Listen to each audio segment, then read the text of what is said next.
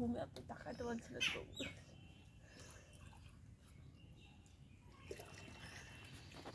Hello বন্ধুরা, তোমরা সবাই কেমন আছো? আশা করি ভালো আছো। আমিও খুব ভালো আছি। তো বন্ধুরা, আজকে নতুন আলু দিয়ে রুই মাছ দিয়ে রান্না করব।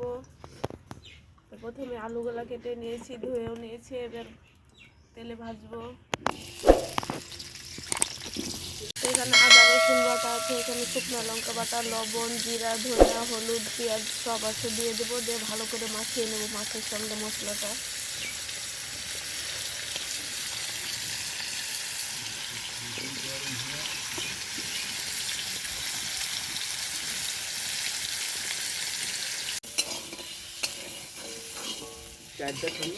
বন্ধুরা, আলুটা লাল করে ভাজা হয়ে গেছে, তুলে নেবো।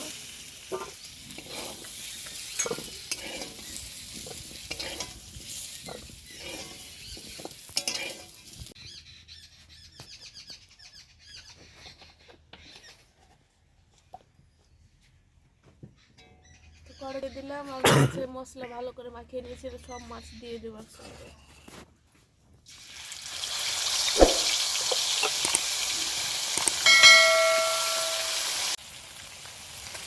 বন্ধুরা, মশলা বাটা যে পানিটা ছিল সেটা দিয়ে দেবো। ভালো করে মশলাটা কষানো হয়ে গেছে।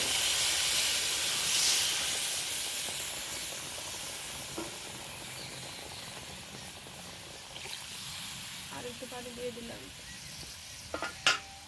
এবার ভাজা আলুগুলো দিয়ে দেবো।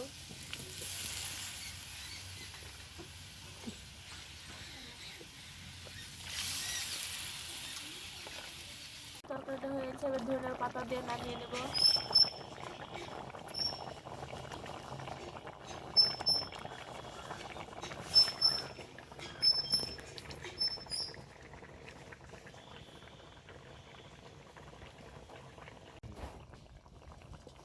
বন্ধুরা, আমার তরকারিটা হয়ে গেছে, এবার নামিয়ে নেবো।